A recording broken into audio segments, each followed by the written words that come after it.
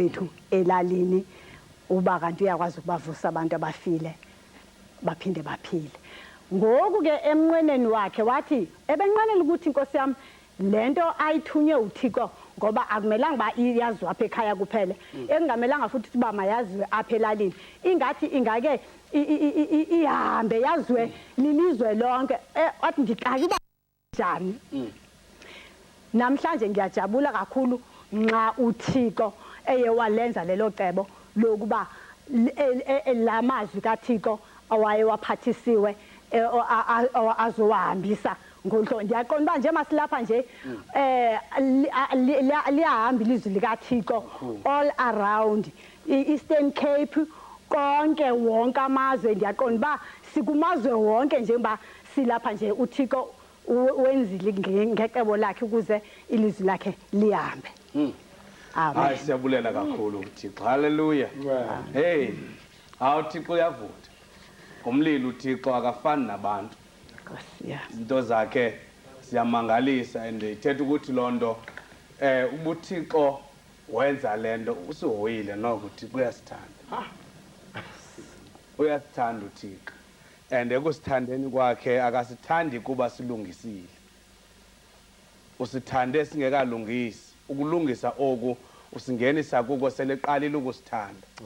Asifundise yonke enye nenye into seleqale wasithanda uqala.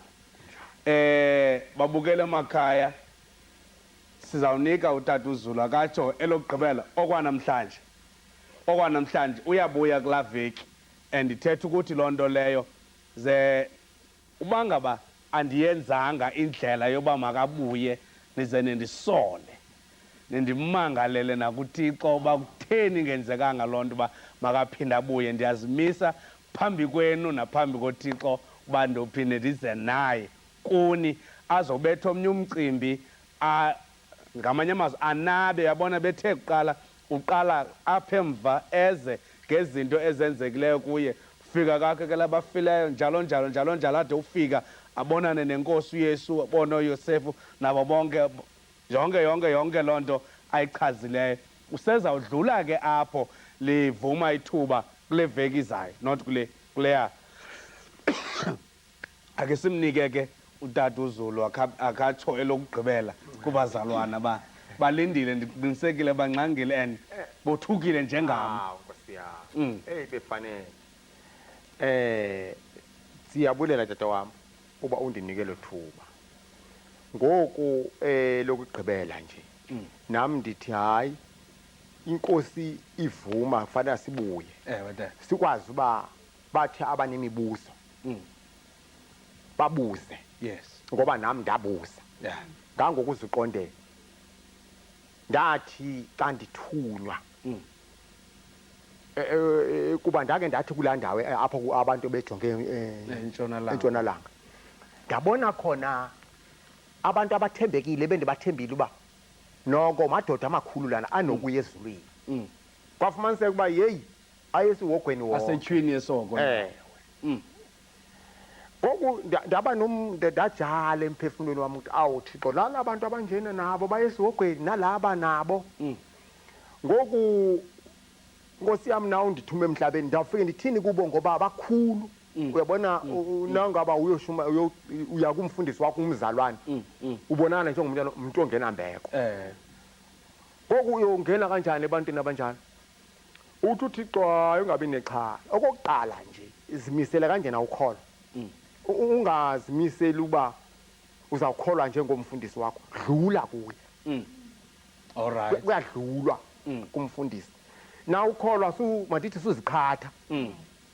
Ndike kakhulu. Zicole.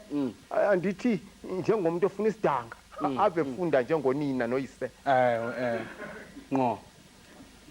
Ngoku ke kwafumaniseka uba ndawuthini kwabo bantu. Uthi ke uThixo uyabona apha nandi kuthuma mina. Ungabonaka umuntu okuthiwa hayi lo nawushumayela sushumayelela ukuthi abantu baguqulwe uwe. Ncoma uThixo ubukhulu bakhe. Izwi lakhe uThixo lile lingena emntwini. Uyoguqula umuntu ayinguwe. Okay. Etho ke endisola kuba umoya ingcwele ndumuntu bengamameli uhlobo uThixo othetha ngale mntu nokholwayo andikwazi ukulinganisa ngamakholwa anomoya ingcwele amaziko ngoku ke ethe ndifundisa ngenye indawo ikhona indawo akwandifundisa ngayo yomnye umama endake ndathi siphume enkonzweni ndingekaswelekike sikandehlele sisehlo ndabona omnye umama owayekhohlakele kakhulu lo mama ndimbona akasakwazi ukuhamba afile amathambo la wakhe nezandla akasakwazi ukubamba ndithi xa ndidlule eca kwakhe lo mama icawe xa ndidlule ecala kwakhe athi umoya ingcwele kum khawunikele kulo mntu ndibe sendithi ke mna ndinganikela emntwini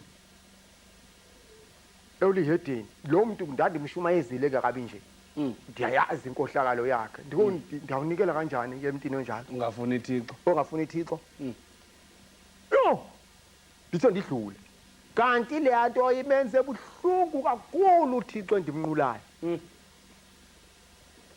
madoda abe sendikhombisa lo mntu athi yambona lo mntu ndithi mina ewe ndiyambona undikhombisa ndimshiye emhlabeni lo mntu akakabhubhi kodwa angathi ngoku phezulu ya athi yambona lo mntu ndithi ewe ndiyambona athi ndathini kuwe ngalo mntu ndithi wathi make ndinikele uthi wathini wena ndithi ndathi mna le nto zandiyiphimisela ngalo mini ndayigqiba ndedwa enhliziyweni uthi ke ngoku wathini wena ndithi mna ndathi ndiyanikela kanjani lo mntu kuba akalokholwa eyesibini into zangalivizwi likaThixo ndimshumayeza engekabi nje uthi ke naye aveni babi ngokungalivizwi la uyayazi incwadi kaMateyu ithini ndicaca uba ndiyazi ke ngoku abe seyithi lithi izwi lampha kulaa ncwadi ebendikufundisa yona